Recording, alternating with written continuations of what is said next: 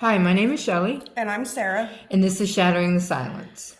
So, Sarah has agreed to be our special guest today, and I'm very excited to have her on here. Before we get started, though, Sarah, you want to tell us a little bit about Sidewalk Soldiers, how you got here, and your heart for it? Sure. I learned about sidewalk soldiers through a fellow coworker, and I started volunteering in 2023. About I think it was October, Yeah. um, and it really grabbed a hold of my heart because when I was out there on the street, I wish I had a place to come to. Yeah, for I sure. wish I had a place that I could go and I felt safe. Yeah. Um, and I seen that the center provided that for ladies that are out there, and that really touched my heart. And I really love giving back. It helps me stay humble, and I just love how we are able to uplift not just ladies that come in, but we're able to uplift one another. Each other, yeah. And I love that it's Christ centered, and we're just able to love each other. Yeah. And with us loving each other, we're able to love the community. Yeah. And allow women that are in trafficking. We have a safe place for them to come to. Yeah. No judgment zone, right? No, Kind of no, like Planet yeah. Fitness, and no judgment zone, right? Yeah. And that's really important. So today what we're going to talk about in this episode is some of the questions that are near and dear to hearts of survivors, and then we're going to answer those questions with their words, and then Sarah and I will chime in.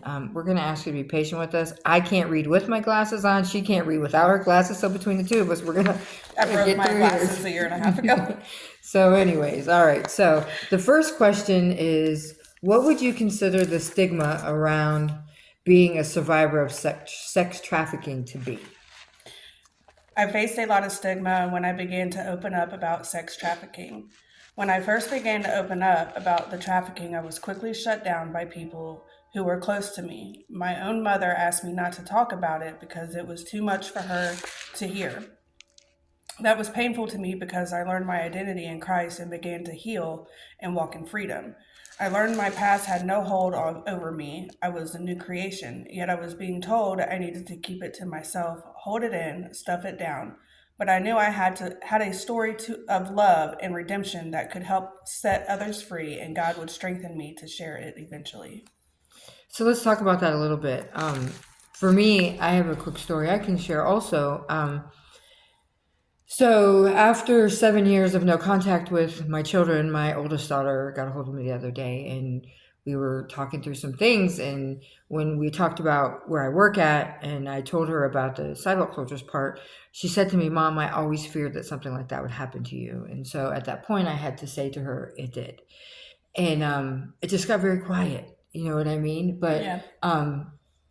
it was hard because I almost didn't want to. You know what I mean? Like Yeah. the enemy told me, "Don't tell her because she'll judge you." And then I heard God say, "You get your validation, you get your significance from me." And so what she believes about you at this point doesn't matter. Yeah. So, like, I guess the stigma for me was like,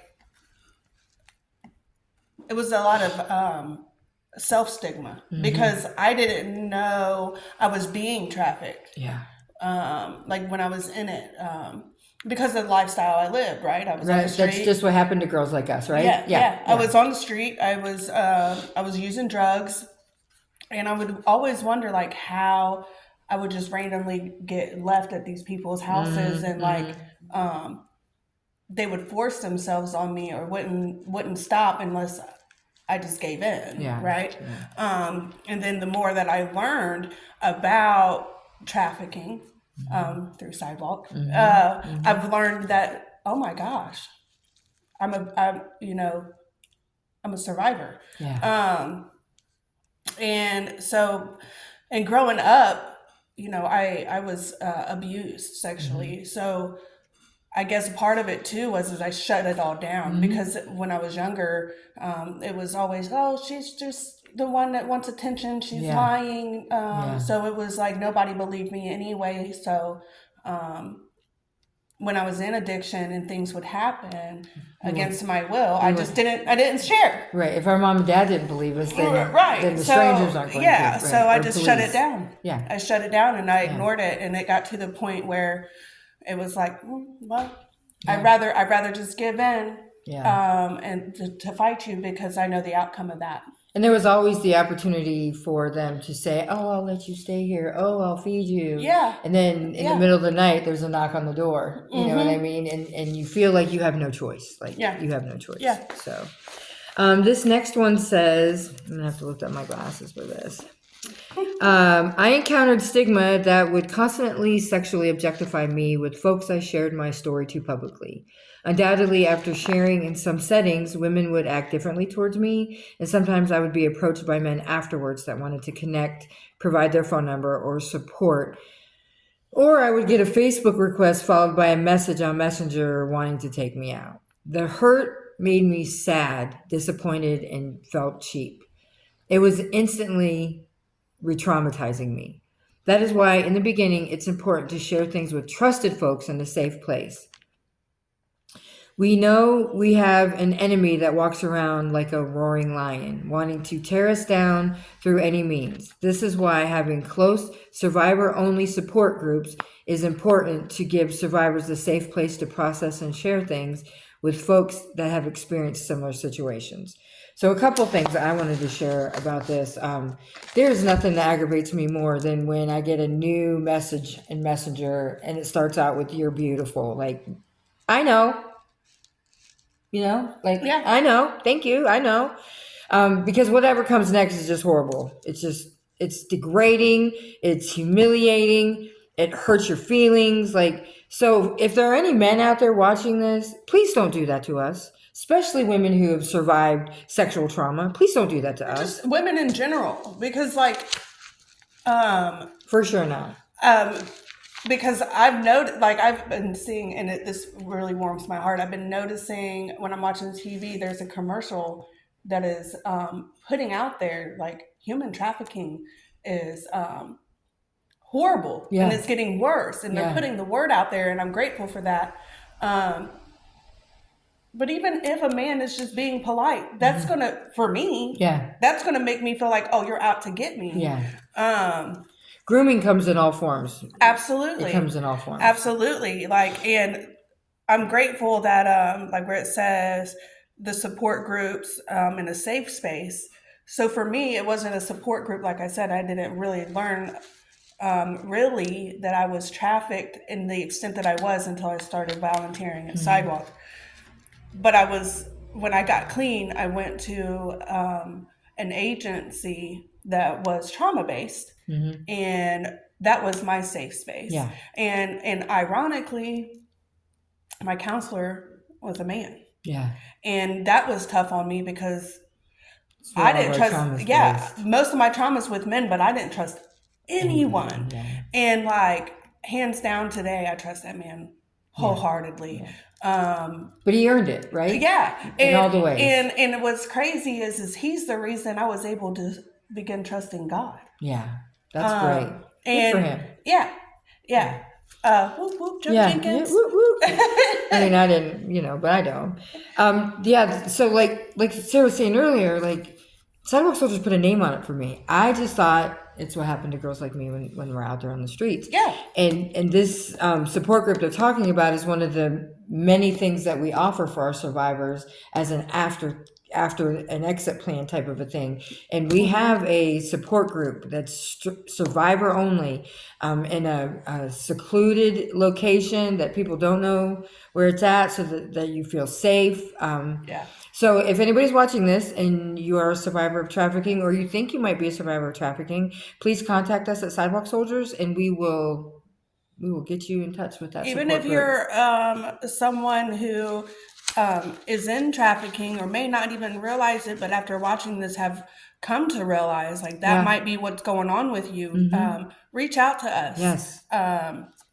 We will help you. We'll keep you safe. Again, in a no And judgment a no zone. judgment. We Yeah. listen and we don't judge. Yes, and if finding out what it looks like for you means going back because you're not sure, again, no judgment. We will love Right. you right where you're at, and we will be waiting for you when you're ready. Absolutely. Yeah. So the next question is, how did that stigma affect your personal identity or your healing journey? Some of the stigma stunted my healing and personal journey. By labeling me with a victim mentality, it limited my potential in my healing and actually slowed it down at times. I know for me, I was labeled as easy, or I was a whore, and but I didn't even realize what was going on. Like, I Right. wasn't doing the things that I was doing um, consensually. You know what I mean? It was like forced, and then just I gave in.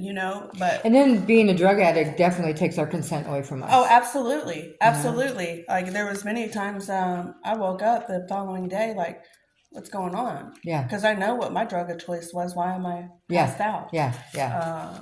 I remember one time I had been outside and I was in the cold, and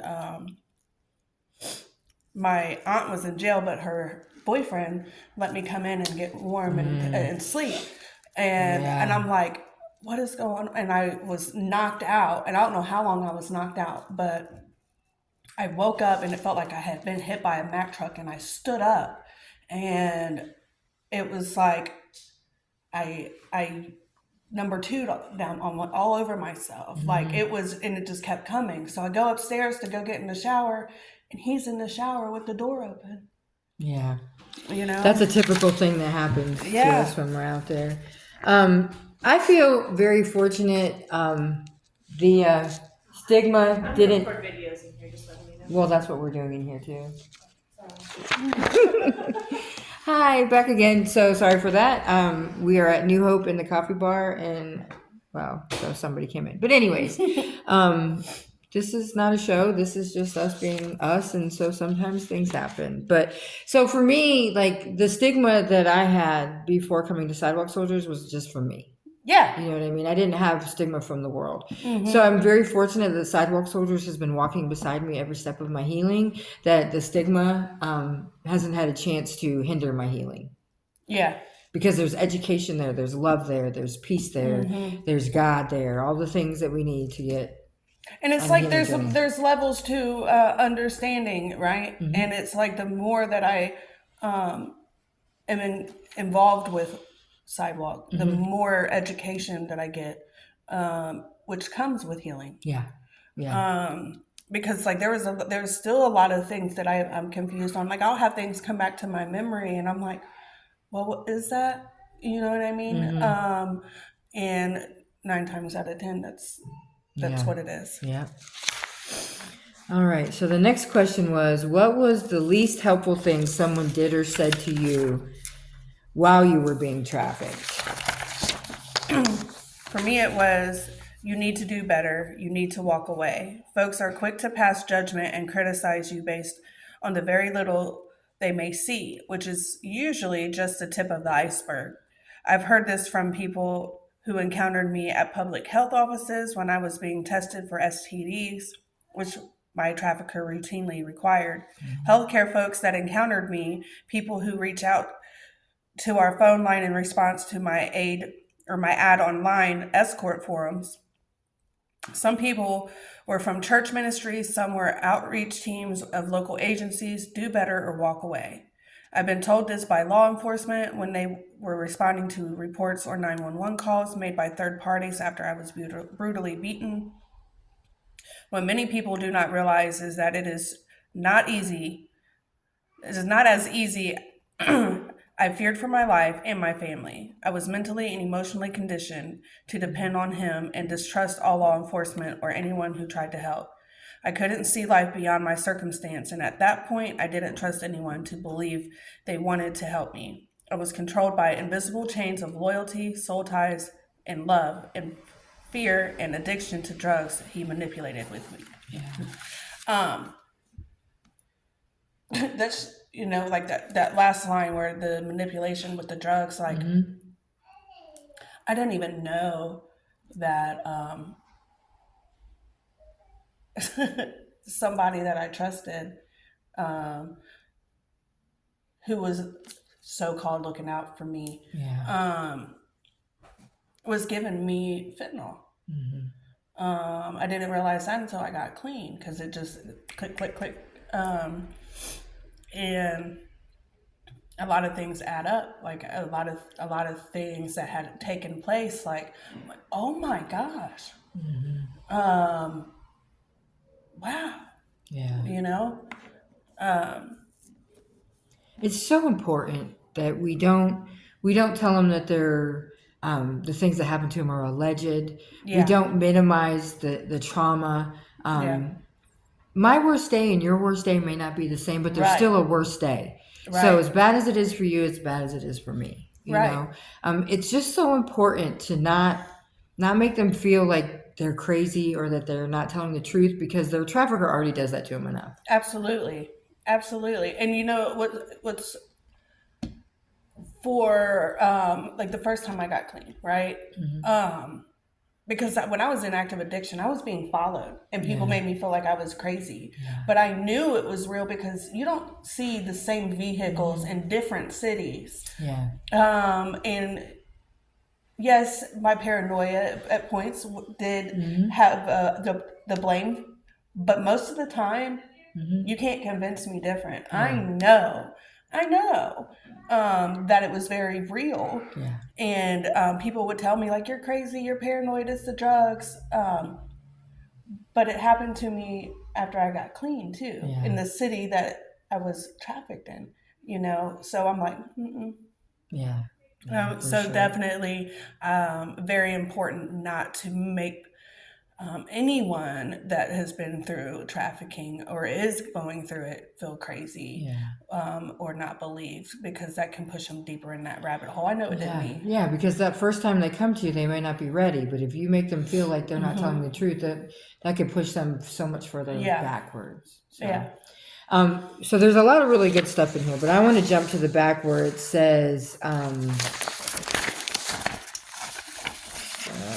here, what advice might you give to an individual who wants to trying, help bring freedom to someone who is being or who has been trafficked?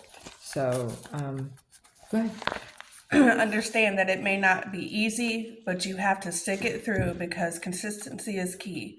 It's the one things, hold on, let me reread that. It's Sure. the one thing that will help build trust, and the one thing the survivor has lacked. Know the signs, know how and when to report it, stay in contact with them.